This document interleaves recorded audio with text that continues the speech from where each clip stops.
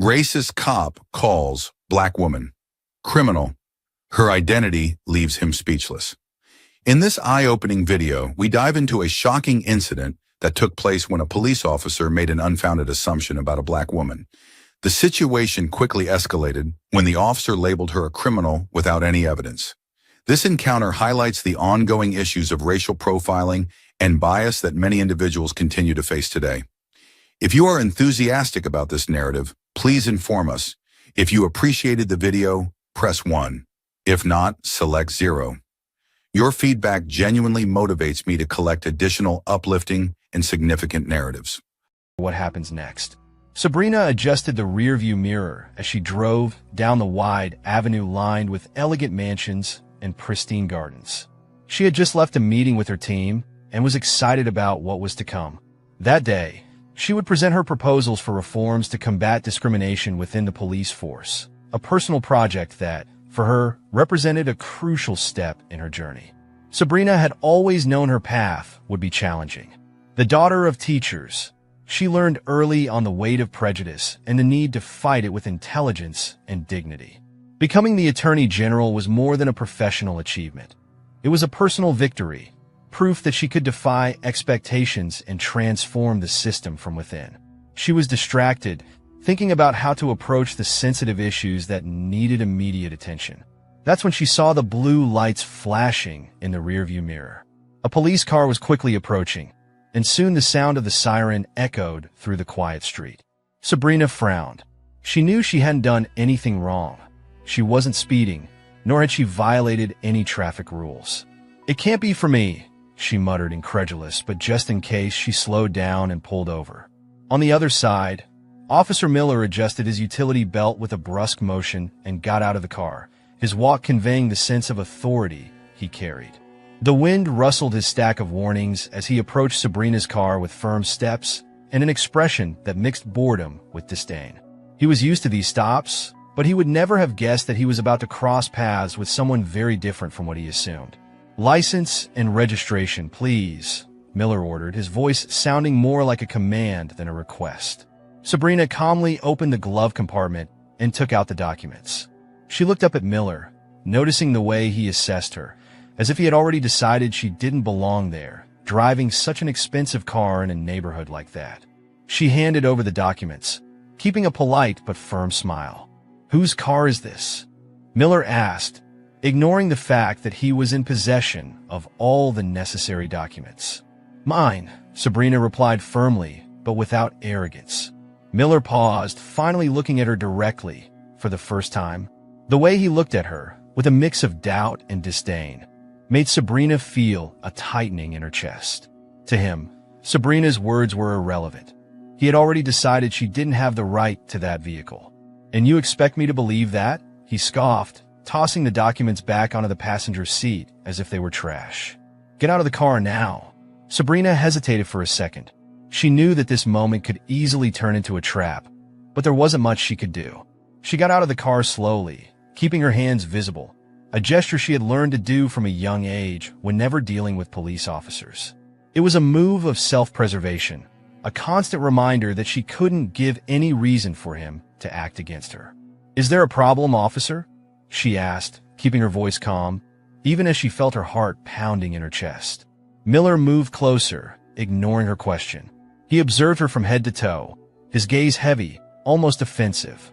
Sabrina could feel his eyes scanning every detail, not as an officer concerned with safety, but as someone determined to prove a point. "We received a call about a car like this one involved in suspicious activity. Are you sure these documents are really yours?" He looked her up and down, as if trying to find something out of place, something that would confirm his prejudiced suspicions. "They are mine," Sabrina responded, looking him straight in the eye. "If you want, I can show you the vehicle registration." "I'm not interested in what you want to show," Miller cut her off with an ironic smile. He walked around the car, as if expecting to find some incriminating evidence, something to validate his stop. "You know, you seem pretty sure of yourself, but what guarantees me these documents aren't fake? It wouldn't be the first time I've seen that." By this point, some people had started to stop and watch the scene. A man with a dog, a woman pushing a stroller. Sabrina felt like she was part of an outdoor spectacle, and every look she received was a knife stabbing at her dignity. She kept her head held high, even as Miller rummaged through the car with rough hands, opening compartments and throwing her personal belongings onto the floor of the vehicle. Miller searched the car without finding anything, but he didn't seem willing to give up. He pulled up the car's floor mats, opened the glove compartment again, took out papers, and leafed through them one by one as if expecting to find something incriminating. When he opened Sabrina's bag, he dumped the contents onto the car's hood, scattering personal items for everyone around to see. Sabrina felt her face burn with anger and shame, but she kept her composure. "This is ridiculous," Sabrina said, her voice firmer. "I'm being extremely cooperative. There's no reason to continue with this humiliation." "Ridiculous?" Miller laughed, a dry laugh full of sarcasm. "What's ridiculous is thinking you can drive a car like this and expect no one to question it. Let's see how you explain this down at the station." He picked up his radio and started speaking in codes, quickly calling for backup and informing them that he was taking Sabrina to the station. Sabrina heard the word station and knew the situation was about to worsen. She tried to intervene. "This isn't necessary, officer. There's nothing wrong. We can resolve this right here." "I decide what's necessary," Miller retorted, already impatient. "Get in the police car." Sabrina felt her indignation grow, but she controlled her breathing. Instead of reacting, she grabbed her phone and made a quick call, speaking softly while Miller watched her with a skeptical expression. "Oh sure, calling someone?" he mocked, but Sabrina just smiled calmly and hung up. "All right then, officer. I'm ready." As Miller escorted her to the police car, Sabrina felt the weight of each step. She knew this stop was more than a simple misunderstanding. It was a reflection of a system that had long needed change. And with every look she received from the curious onlookers, her determination strengthened. Inside the police car, Sabrina looked out the window as the neighborhood passed by slowly, a reminder of all the invisible barriers she would still need to break. Miller, sitting in the front, maintained an expression of superiority that made him seem untouchable. To him, Sabrina was just another black woman who needed to be taught to respect authority. When they arrived at the station, Sabrina was abruptly escorted inside, walking through the halls with the same calm as before, even knowing that all eyes were on her. Miller made a point of guiding her to a small interrogation room, locking the door with an audible click. "Sit down," he ordered, pointing to a metal chair in front of a worn-out table. Sabrina sat down, crossing her hands on the table as she watched Miller prepare to fill out a form. He occasionally looked up at her, with a mix of curiosity and disdain, still not recognizing the magnitude of his mistake. To him, this was just another routine day at work, just another suspect he had to process. "Full name," he said without looking up. "Sabrina Hamilton," she answered without hesitation. Miller finally looked up, as if the name had triggered something in his memory, but he quickly returned to the form, not dwelling on it. He was too busy upholding his image of authority to pay attention to the details that were starting to emerge. As Miller noted down the information, the door to the room suddenly opened, and the police chief walked in, followed by other high-ranking officers. Sabrina maintained her composure, but Miller seemed disoriented for a moment, not understanding why there was so much attention on a case that, to him, was just routine. "Officer Miller, a word, please," the police chief requested, his expression already revealing how far out of Miller's control things were. Miller stepped out of the room, a bit hesitant but confident he'd only receive a routine reminder about procedures. Outside, the murmurs grew louder. Miller's colleagues were tense, and the atmosphere in the department seemed heavier with each passing minute.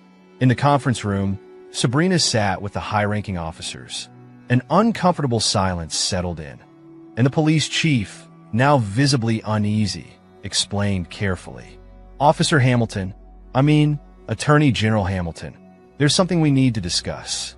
Miller, watching from afar, felt his stomach churn. He realized too late that this was no ordinary stop. When he was called into the conversation, his eyes locked onto Sabrina's, and he finally recognized who he was dealing with. The woman he had publicly humiliated was now the highest authority he would have to face. Sabrina's expression didn't change. She maintained the calm demeanor she had shown from the start. But inside, she knew this was the first of many battles. A battle she not only planned to win, but also to use as an example of the kind of change she was determined to implement. As Miller prepared to defend himself, Sabrina knew that, right there, in that instant, the real fight for justice was beginning. And with all the calm in the world, she was more than ready to confront Miller's past, and everyone like him who thought that justice was a privilege, not a right. The police station was filled with a tense silence. As Miller paced back and forth, the other officers watched him with a mix of curiosity and concern. Sabrina was in the meeting room with the police chief and other high-ranking officers, but Miller knew he would be called in soon. He could feel the sweat starting to trickle down his temples, though he tried to keep a look of indifference. The mistake he had made was big, but he still had no idea how deep the hole he had dug for himself truly was. "Miller, the chief wants to see you," said one of his colleagues, an older sergeant who always warned him about his stops. "This is serious this time. Take it easy." Miller just nodded, but his mind was racing. Easy? What does that old man think is happening here? He thought as he made his way to the office with heavy steps. When he entered the room, the police chief didn't waste time. "Miller, sit down." The chief pointed to a chair without looking directly at him. Miller obeyed, but his unease was written all over his face. Sabrina was sitting at the table with a calm expression, but her eyes never left Miller. It was as if she was waiting for the right moment to speak, to confront him in a way he couldn't ignore. The police chief cleared his throat and began to speak, his tone serious, leaving no room for Miller's usual errors. "Officer Miller, do you know who this woman is?" the chief asked, his tone a mix of disapproval and expectation. Miller hesitated for a second, but his arrogance still held him steady. "A driver I pulled over on suspicion of vehicle theft." The response came quickly, almost reflexively, but the police chief closed his eyes for a moment, as if struggling to maintain his composure. "This driver is Sabrina Hamilton, the new state attorney general." The statement hit like a blunt force, and Miller blinked, unable to process the information for a moment. The chief continued, "And what you just did wasn't just an unjustified stop. It was an abuse of power, Miller. An abuse that you won't be able to explain away easily." The impact of the revelation hit Miller like a cold bucket of water. He tried to mumble something, but the words simply wouldn't come. Sabrina, who had remained silent until then, finally spoke up. "Officer Miller, do you know what it's like to feel invisible? To be treated as if your dignity doesn't matter? I grew up facing that, and I promised myself I would change this reality for others." She paused, giving Miller time to digest each word before continuing. "And today, you gave me a clear example of the kind of behavior I'm here to eradicate." Miller felt his face burn with shame. He had seen his father go through similar situations, always with the certainty that he would get away unscathed. And now, there he was, facing a woman he had tried to reduce to a stereotype, who now had the power to ruin his career. The police chief intervened, trying to mediate the situation, but his tone showed just how fragile Miller's position was. "Attorney General Hamilton, we are ready to fully cooperate with your investigation. Miller will be suspended immediately while we conduct a thorough review of what happened." The chief paused, looking at Miller with severity. "And let this be a warning to everyone. Behavior like this will no longer be tolerated." Miller tried to speak, but Sabrina interrupted him, her voice calm but firm. "I'm not here to destroy your career, officer. I'm here to educate and reform the system. Your mistake was serious, but you have a choice from now on: acknowledge and correct your prejudices, or continue to be part of the problem." She stood up, and the police chief followed, leaving Miller alone in the room. Miller felt the ground disappear beneath his feet. He knew his suspension was just the beginning. His father's reputation, the stories he had heard since childhood about how certain people couldn't be trusted, all of it was now being challenged, and he was finally starting to realize that he was on the wrong side of history. As he waited to leave the room, Miller began to recall what he knew about Sabrina. He had heard of her in passing, about the attorney who had risen through the ranks so quickly, about the woman who didn't back down in the face of challenges, but he had never connected the name to the person. Now, All the stories seemed to align in a painful and clear way. Outside, Sabrina was walking to her car with firm steps. She knew this was just the beginning of a long battle. It wasn't just about Miller, but about all the Millers she would encounter along the way. There was much work ahead, but that day, she had taken the first step, and the weight of the humiliation she had suffered would serve as fuel for the changes she was determined to make. At the station, the atmosphere was one of discomfort. The officers whispered, some trying to understand how Miller had gotten himself into such an embarrassing situation, others likely reflecting on their own attitudes and wondering how safe they were in their daily behaviors. Sabrina knew that to change the system, she would need to start from within, challenging entrenched prejudices, exposing the flaws, and, most importantly, re-educating those who were willing to listen. As Miller filled out his suspension report, he knew that everything he would write there was just the beginning of a long journey of self-reassessment. And for the first time, he allowed himself a moment of sincere reflection, something he had always avoided, the recognition that he and so many others like him needed to change. Sabrina, leaving the station, felt a sense of relief but also responsibility. She knew she had taken a big step, but many more would be needed for real transformation to occur. Miller, now sitting in an empty room with the suspension form in front of him, felt the weight of his actions for the first time. He remembered his father, who had been removed from duty for similar issues but was never properly punished. Was he destined to repeat the same mistakes? The question echoed in his mind as he stood up, leaving the form on the table and signed. Outside, he knew Sabrina was already mapping out the next step, and Miller, for the first time, wondered if he would be ready to be part of the change, or if he would continue down the same self-destructive path as always. As the day turned into night, Sabrina drove home, reliving each moment of that afternoon. The humiliation of being unjustly pulled over, the frustration of seeing Miller act as if he were above the law. But now, she had the tools to challenge all of that. Looking into the rearview mirror, Sabrina saw the reflection of a police uniform passing by on the street. This time, she didn't look away. She knew who she was, knew her worth, and knew that despite everything, she was exactly where she needed to be.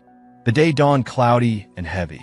Sabrina was sitting in her office, reviewing the reports her team had compiled on cases of police misconduct. The stack of papers in front of her seemed endless, each document representing a life affected by injustice, each page a reminder of the reforms she urgently needed to implement. But that morning, something specific caught her attention. A familiar name kept appearing in the investigations, a name she never expected to find so connected to her own history. James Miller, Officer Miller's father, was the man in question. A former police officer who had been investigated years ago for corruption and racial discrimination, but whose case was shelved due to a lack of concrete evidence.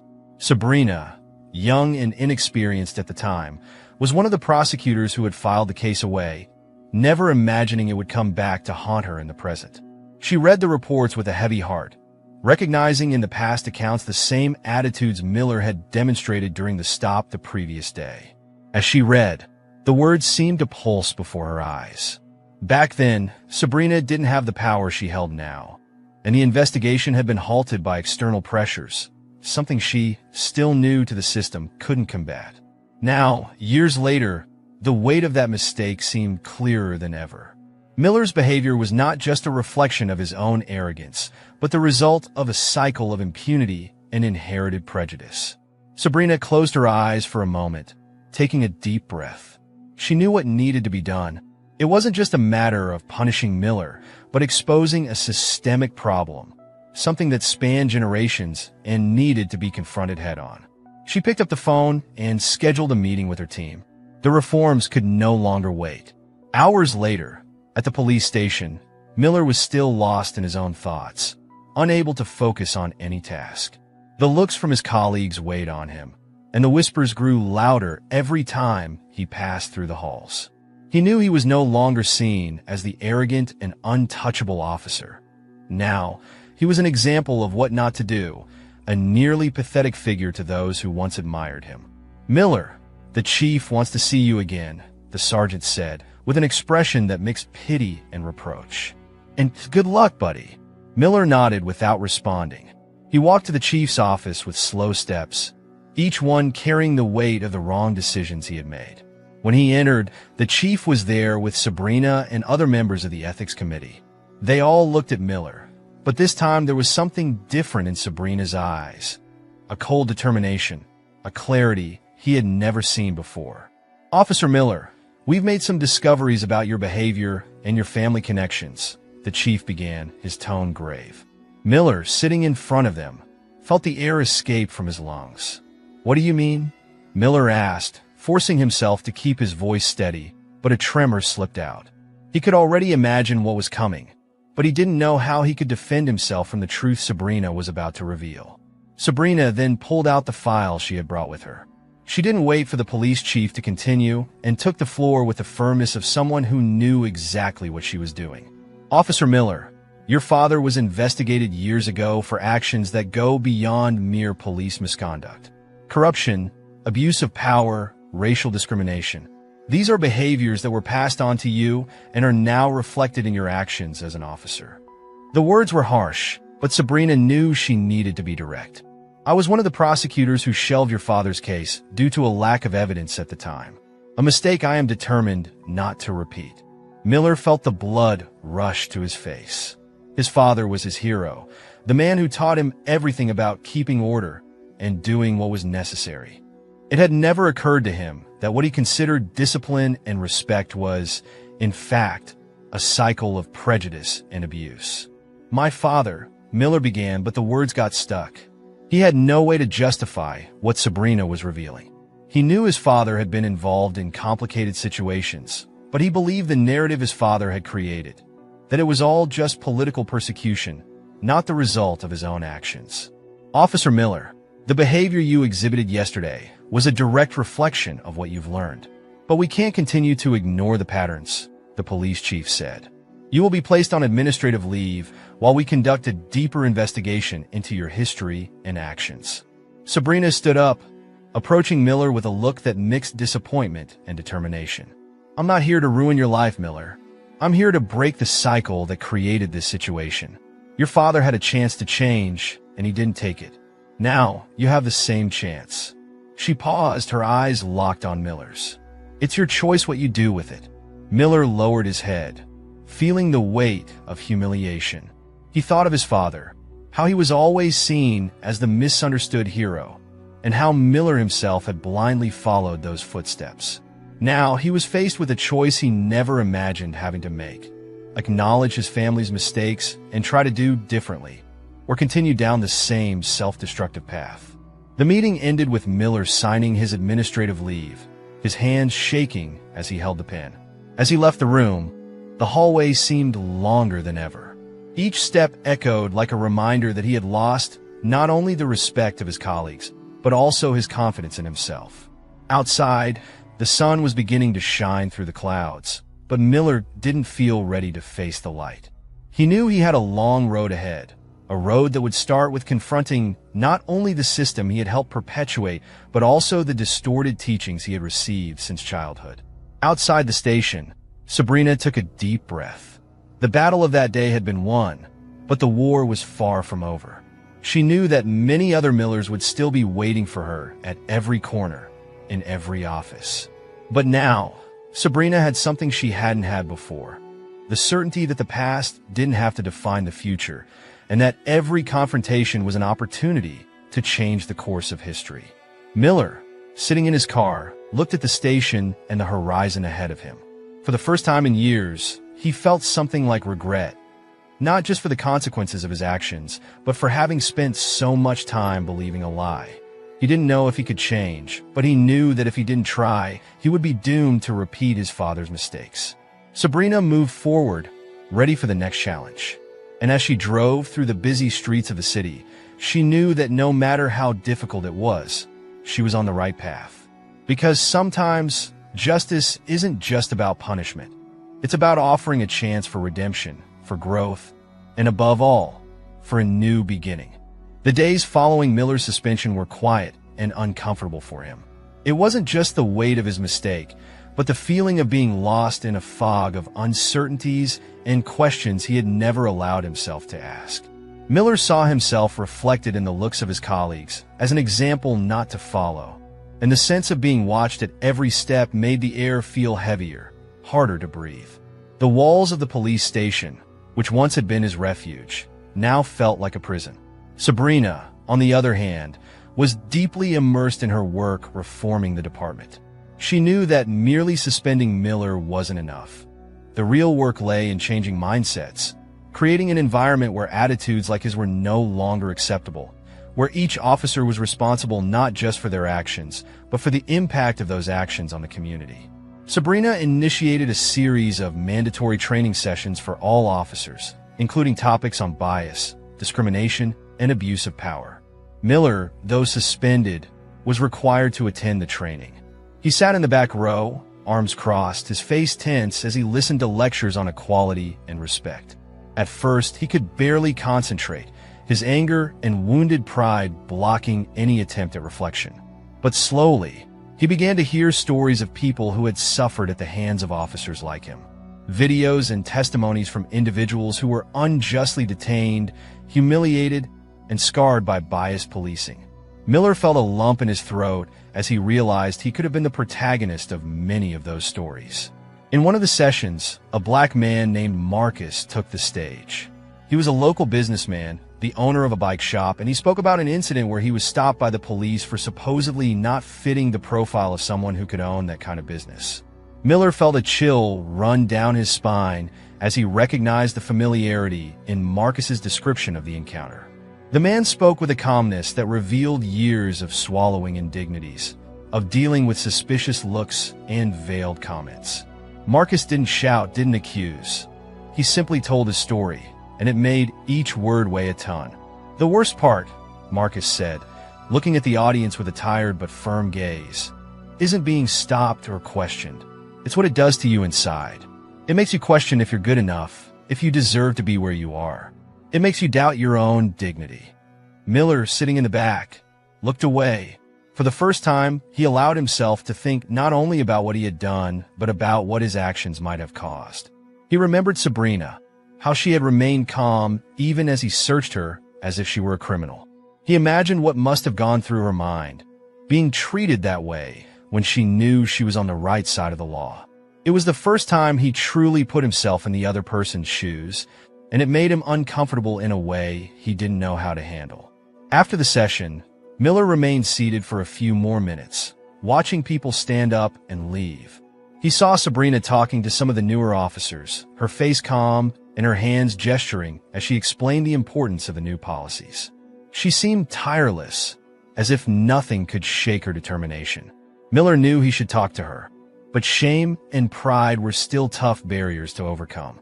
Days later, Sabrina decided to visit Miller's father, James, at the nursing home where he lived. She wanted to understand more about the family, about the man who had been such a controversial and influential figure in Miller's life. Sabrina arrived at the facility, feeling a mix of curiosity and caution. She knew that speaking with James could reveal much about the roots of Miller's behavior, but it was also a risk, as it could bring up unpleasant memories about the case filed away years before. James was sitting in a wheelchair, looking at the garden with a distant gaze.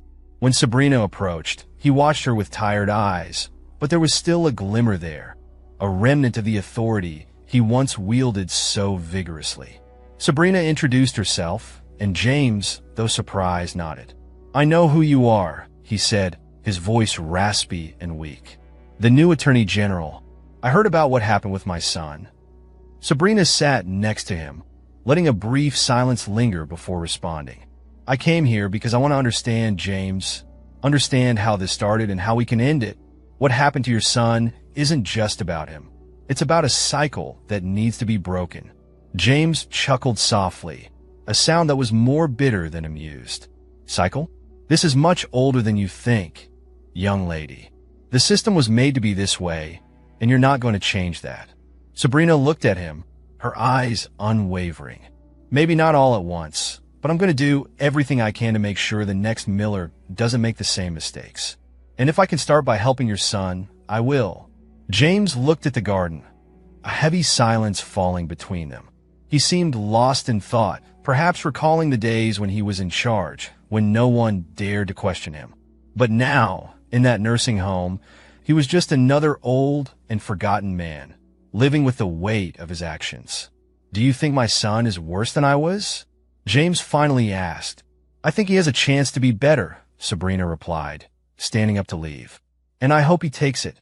As Sabrina left, James continued to look at the horizon, her words echoing in his mind.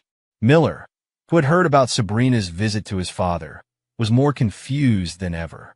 He found himself standing outside the nursing home, unable to bring himself to go in. His father was the figure he had followed his entire life, but now, for the first time, he was questioning the influence he had allowed to shape his life. Miller spent more days in silence, reflecting on every decision, every wrong stop, every prejudiced comment he had heard and ignored. He knew he needed to speak with Sabrina, but it wasn't easy to admit his mistakes, not to her, who now represented everything he should have respected from the start. One afternoon, Miller finally mustered the courage. He went to Sabrina's office without an appointment, knowing he risked being turned away. But he needed to do it for himself. He needed to try to fix what he had broken. Sabrina was reviewing documents when the receptionist announced Miller's presence. She hesitated for a moment, surprised, but asked him to come in. Miller entered, his face tense, but with a different look in his eyes, something Sabrina recognized as sincerity. "Attorney General Hamilton," he began, his voice thick with emotion. "I made a lot of mistakes, not just with you, but with many people. I was taught to believe I was always right, that my position gave me the right to treat people however I saw fit. And I realize now that I was wrong." Sabrina observed Miller for a moment, considering his words. "It's not easy to recognize mistakes, Miller.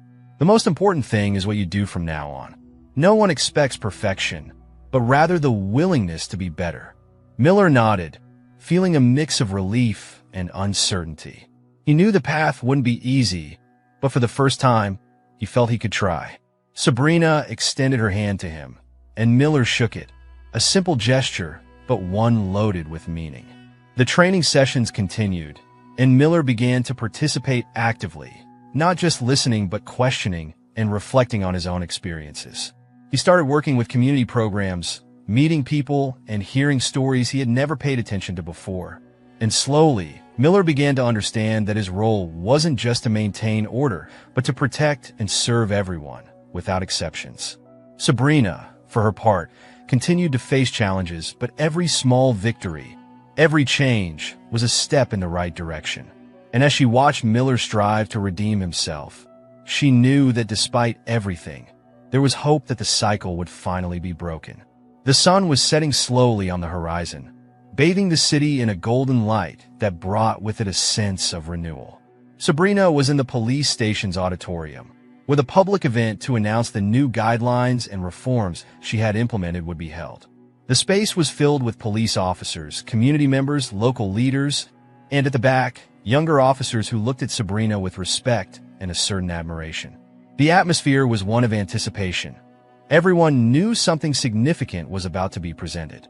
Miller was among those present, sitting in one of the last rows, but this time, he wasn't hiding in the shadows.